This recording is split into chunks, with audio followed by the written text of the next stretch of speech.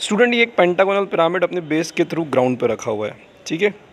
और इस तरीके से रखा हुआ है कि इसकी जो बेस की एक साइड है वो वीपी से पैरेलल है और वो साइड जो वीपी के करीब है वही पैरेलल है। अब स्टूडेंट मैं इसको एक वर्टिकल सेक्शन प्लेन से कट करता हूँ जो वीपी से 45 डिग्री या कुछ एंगल बनाता है, जबकि एचपी से परपेंडिकुलर है।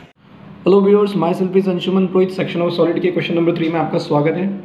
A pentagonal pyramid base 30 mm side axis 50 mm long. Pentagonal pyramid का जो बेस है वो 30 mm है, पेंटागन की साइड 30 mm है और पिरामिड का हाइट यानी एक्सिस 50 mm लॉन्ग है। It's base on the HP, इसका जो बेस है पिरामिड का वो एचपी में रखा है, ग्राउंड में रखा है। And the edge of the base nearer to the VP. अब 5 एजेस हैं पेंटागन की, उसमें से जो सबसे नियरर एज रहेगी उसको वीपी के पैरेलल रखना है, एक एज को यानी बेस की एक साइड को वीपी के पैरेलल रखना है। Vertical section plane inclined at 45 degree to the VP. अब याद रखें, वर्टिकल सेक्शन प्लेन का मतलब होता है जो एचपी से परपेंडिकुलर हो, याद रखिएगा। तो वर्टिकल सेक्शन प्लेन जो एचपी से परपेंडिकुलर हो वो वीपी से भी कितना एंगल बना रहा है, 45 degree. Cuts the pyramid at a distance of 6 mm from the axis. और ये पिरामिड को जो सेक्शन प्लेन है ये काट रहा है एक्सिस से 6 mm की दूरी पे। वीपी से 45 डिग्री का एंगल, एचपी से परपेंडिकुलर और पिरामिड के एक्सिस से 6 mm की दूरी पे। तो draw it's sectional front view. क्या करेंगे, सबसे पहले हम एक पेंटागन बनाएंगे और इस तरीके से बनाएंगे कि एक साइड वीपी के पैरेलल रहे। तो ये हमने 3 सेंटीमीटर की एक लाइन खींची एक्स वाई के पैरेलल। 108 का एंगल मार्क करता हूँ इस एंड से। 3 सेंटीमीटर का एक लाइन बना लेते हैं।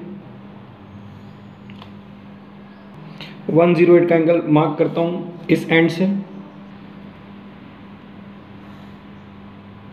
3 सेंटीमीटर की लाइन, राउंडर पे रेडियस लेंगे वापस 3 सेंटीमीटर। ये राउंडर पे 3 सेंटीमीटर रेडियस सेट करा। एक बार राउंडर इस एंड पे रखेंगे, एक स्मॉल आर्क लगाएंगे। दूसरी बार राउंडर इस एंड पे रखेंगे और पिछले वाले आर्क को इंटरसेक्ट करेंगे। पेंटागन तैयार हो गया इस तरीके से कि एक साइड वीपी के पैरेलल यानी एक्स वाई के पैरेलल हो गई। अब कोई भी एक साइड का मिड पॉइंट लेता हूँ, मार्क करता हूँ और उसको उसके अपोजिट कॉर्नर, साइड के अपोजिट जो भी कॉर्नर है उससे मिला देता हूँ। तो इस साइड का अपोजिट कॉर्नर ये है। एक और साइड कोई सी भी इसका मिड पॉइंट लेता हूँ और इसके सामने वाले कॉर्नर से इसको मिला देता हूँ। तो ऐसा करते समय जहाँ भी इंटरसेक्शन होगा वो इंटरसेक्टिंग पॉइंट जो होगा एपेक्स का काम करेगा। इसको चारों कॉर्नर से मिलाते हैं।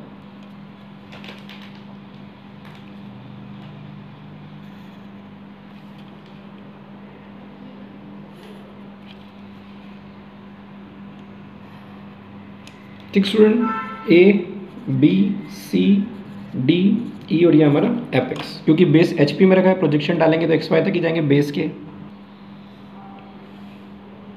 5 कॉर्नर के प्रोजेक्शंस हम लेके जाएंगे। ये एक्सिस का प्रोजेक्शन जा रहा है, ये कॉर्नर ई का प्रोजेक्शन और ये कॉर्नर डी का प्रोजेक्शन। जो एक्सिस का प्रोजेक्शन गया उसी के ऊपर सी का भी आएगा। तो बी का प्रोजेक्शन जहाँ गया बी डैश, ए का प्रोजेक्शन यहाँ गया ए डैश, सी डैश और एक्सिस का एक ही है, ई डैश और फाइनली डी डैश। ये मेरा एक्सिस का भी और ये मेरा सी का। यहाँ से हाइट कितनी है, 50 mm। 50 mm की लाइन खींचते हैं, नाम देते हैं ओ डैश। सभी कॉर्नर से मिलाएंगे तो ओ से ए डैश और ओ से ई डैश जो है, सॉरी ई डैश, ये हमने कैसा मिलाया, डैश से। क्यों, क्योंकि यहाँ पे मैं एरो लगा रहा हूँ और ये मेरा एक्सिस है। एरो और एक्सिस के पीछे जा रहा है ओ से ई और ओ से ए, इसलिए कैसा बना है, हिडन बना है। ये कॉन्सेप्ट आपको याद होगा, नहीं है तो यहाँ से याद कर ले। एरो एक्सिस के पीछे जो भी जाएगा वो हिडन रहेगा। अब आपके राउंडर पे आप रेडियस रखें 6 mm, ठीक है स्टूडेंट, और राउंडर को रखें इधर एपेक्स के ऊपर। क्योंकि हमारा जो सेक्शन प्लेन है वो एचपी के परपेंडिकुलर है, इसलिए टॉप व्यू में बनाएंगे। तो अपना राउंडर रखें आप टॉप व्यू में एपेक्स के ऊपर और एक सर्कल बना लें। सर्कल बिल्कुल लाइट बनाना है ना। हमारा जो एक्सिस, जो हमारा सेक्शन प्लेन है वो एक्सिस से 6 mm की दूरी पे है। जो हमारा सेक्शन प्लेन है वो एचपी से परपेंडिकुलर है। टॉप से देखने पे लाइन दिखेगा तो एक्सिस से यानी कि एपेक्स से कितना दूर दिखेगा, 6 mm का, इसलिए 6 mm की दूरी का मैंने एक सर्कल बनाया। अगर 7 mm दूर दिखता तो 7 mm का। अब आप एक्स वाई से कहीं भी एक 45 डिग्री की लाइन बना लें, ठीक है। क्योंकि मेरा जो सेक्शन प्लेन है वो वीपी से 45 डिग्री एंगल बनाता है और हम जानते हैं वीपी से 45 डिग्री एंगल बनाने का मतलब है कि वो एक्स वाई के नीचे बनाना है। तो मैंने 45 डिग्री की एक लाइन खींची और मेरी रोलिंग स्केल को मैंने उस लाइन पर सेट करा और मैंने जो सर्कल बनाया, अब इस सर्कल से टेंजेंट एक लाइन में खींच देता हूँ। याद रखिए, टेंजेंट लाइन खींच रहा हूँ, सर्कल से टेंजेंट लाइन। ये जो बना, this is my horizontal trace. पिछले 2 लेक्चर में वर्टिकल ट्रेस बना था क्योंकि वो एक्स वाई के ऊपर खींचा था, एक्स वाई के नीचे खींचा है, तो ये हॉरिजॉन्टल ट्रेस, ठीक है स्टूडेंट। ये जो 45 डिग्री मैंने इधर खींचा, आप इस तरफ भी खींच सकते हैं, इससे कोई फर्क नहीं पड़ता है। अब इस सेक्शन प्लेन ने सबसे पहले बीसी को काटा है, लेट अस से इसको हम नाम दे देते हैं 1, फिर OC को काटा है, इसको नाम दे देते हैं 2, फिर O से D को काटा है यहाँ पे, इसको नाम देते हैं 3, फिर आगे बढ़ता हूँ तो E से D को काटा है, इसको नाम दे देते हैं 4। तो ये कटिंग पॉइंट्स हो गया। मैं थोड़ा डार्क कर देता हूँ जिससे आपको कैमरे में विजिबल हो।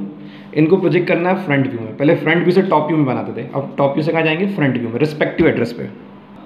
अब ये मेरा यहाँ पे 1 का प्रोजेक्टर है और ये कहाँ पे कटा हुआ है, ये BC पे। तो फ्रंट व्यू में भी कहाँ तक जाएगा, ये BC तक जाएगा। ठीक है स्टूडेंट, तो मेरा 1 का प्रोजेक्टर जहाँ भी जाएगा इसको हमने नाम दिया 1 डैश। ये 3 का प्रोजेक्टर ये ऊपर कहाँ तक जाएगा, ये कटा है O से D पे, तो ऊपर भी कहाँ जाएगा, ये OD तक जाएगा। तो OD पे जहाँ भी आएगा ये 3 डैश का काम करेगा। तो ये 4 का projector E dash D dash तक गया, 4 डैश हो गया।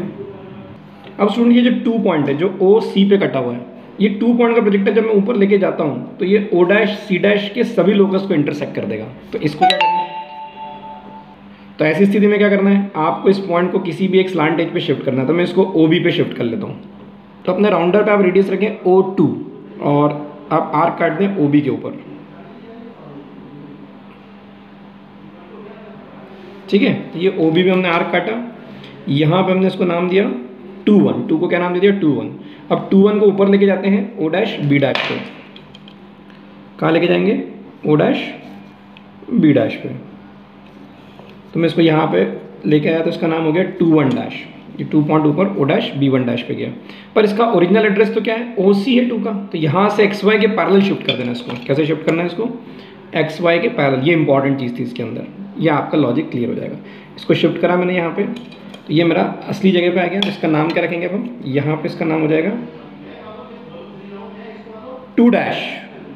तो आप 2 को इधर भी शिफ्ट कर सकते थे, पर ऑलरेडी इधर 3 था तो मैंने इधर शिफ्ट नहीं करा, मैंने इस तरफ शिफ्ट कर दिया। आप चाहो तो OA पे भी शिफ्ट कर सकते थे। अब आप ज्वाइन कर लीजिए 1 2 3 4 आपस में।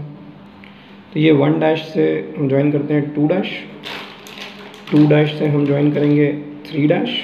ठीक है स्टूडेंट, और 3 डैश से फिर हम ज्वाइन करेंगे हमारा 4 डैश।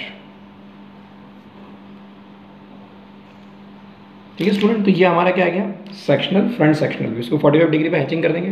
तो मुझे 45 डिग्री अलग से बनाने की जरूरत नहीं, मेरा सेक्शन प्लेन HT जो ऑलरेडी 45 डिग्री पे, बस इस पे स्केल सेट करके मुझे फटाफट लाइंस, हैचिंग लाइंस खींच देनी 1-1 mm की दूरी पे। ठीक है स्टूडेंट, तो स्टूडेंट हमने हैचिंग कर दी, तो ये फ्रंट सेक्शनल व्यू है। ठीक है स्टूडेंट, पर क्योंकि ये जो सरफेस है जिसको हम यहाँ से फ्रंट से देख रहे हैं, ये सरफेस देख रहे हैं बेसिकली हम, जो ऐसी दिख रही फ्रंट से, तो ये क्योंकि VP से इंक्लाइंड है, तो ये इसका प्रोजेक्टेड व्यू जो दिख रहा है ये ट्रू शेप नहीं है। तो हमें HT से पैरेलल एक XY लाइन खींचनी होगी ट्रू शेप देखने के लिए। तो हम HT से पैरेलल थोड़ा दूर आके HT से एक लाइन खींचते हैं X1 Y। हमेशा सेक्शन प्लेन जहाँ उससे पैरेलल एक लाइन आप खींच सकते हैं। ठीक है स्टूडेंट, अब कटिंग पॉइंट से 90 डिग्री पे प्रोजेक्टर डाल देते हैं। तो मैंने 1 पे राउंडर D सेट करा, 90 डिग्री एंगल सेट किया। तो ये 1 का प्रोजेक्टर मैं नए X1 Y1 पे लाके छोड़ देता हूँ, और अब रोलिंग स्केल की मदद से बाकी सब ऑटोमेटिकली X1 Y1 पे 90 डिग्री से आएंगे। 2 का भी आ गया, 3 का आ गया, और फाइनली ये 4 का आ गया। अब डिस्टेंस हम फ्रंट व्यू से लेंगे। डिस्टेंस कहाँ से लेंगे, फ्रंट व्यू से, है ना। प्रोजेक्शन अगर टॉप व्यू से लेते तो डिस्टेंस हम फ्रंट व्यू से लेते हैं, अगर प्रोजेक्शन फ्रंट व्यू से लिए तो डिस्टेंस टॉप व्यू से। आप पिछले लेक्चर में देखा होगा डिस्टेंस सारी मैंने कटिंग पॉइंट्स की राउंडर से टॉप व्यू में नापी थी। अब की बार प्रोजेक्शन मैंने टॉप व्यू से लिए तो डिस्टेंस फ्रंट व्यू से लूँगा। देखते हैं कैसे। तो मैं देखता हूँ कि XY लाइन से 3 डैश पॉइंट कितना दूर है, राउंडर से मेजर कर लेता हूँ। ठीक है, कोई सा भी पॉइंट शुरू कर सकते हैं किसी से, मैंने 3 से करा है। अब मेरा 3 का प्रोजेक्टर ये यहाँ पे X1 Y1 को यहाँ इंटरसेक्ट करा, यहाँ पे राउंडर रखूँगा मैं और एक आर्क लगा लेंगे। ठीक है, और मेरा जो 3 का प्रोजेक्टर X1 Y1 तक तो उसको आगे इस आर्क तक लाऊंगा, तो मेरा पॉइंट आ जाएगा 3 डैश। इसी तरीके से 2 डैश के साथ कर लेंगे। तो मैंने XY से देखा कि 2 डैश कितना दूर है, स्केल से भी नाप सकते हैं, मैंने राउंडर से नापा, आसान पड़ता है मुझे। फिर मेरा 2 का प्रोजेक्टर नए वाले X1 Y1 पे यहाँ आके रुका है, तो यहाँ राउंडर रखूँगा मैं और एक आर्क लगा लूँगा। तो स्टूडेंट मेरा जो 1 पॉइंट है, ये जो मेरा 1 पॉइंट है स्टूडेंट, ये कहाँ पे, XY लाइन पे ये 1 डैश। तो 1 का प्रोजेक्टर जहाँ भी X1 Y1 को इंटरसेक्ट कर रहा है वहीं मेरा पॉइंट 1 आ जाएगा। मेरा 4 डैश भी XY पे है, तो मतलब 0 डिस्टेंस होगी। तो मेरा जो 4 का प्रोजेक्टर है, यहाँ पे टॉप व्यू में 4 का जो प्रोजेक्टर X1 Y1 को जहाँ भी इंटरसेक्ट करेगा वहीं मेरा 4 पॉइंट आ जाएगा। और 1 2 3 4 को मैं आपस में ज्वाइन कर देता हूँ।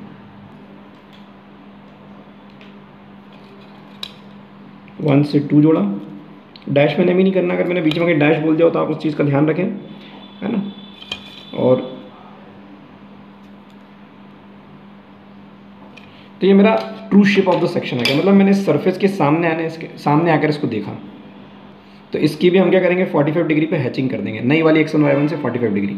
तो हमने ये नई x1 y1 से 45 डिग्री पे इसकी हैचिंग कर दी, ये true shape of the section हो गया। तो नियम क्या रहेगा, हमेशा सेक्शन प्लेन से पैरेलल नीचे, आप चाहे तो सेक्शन प्लेन से पैरेलल ऊपर भी x1 y1 बना सकते हैं, जगह जहाँ पे ऊपर पैरेलल सेक्शन प्लेन से।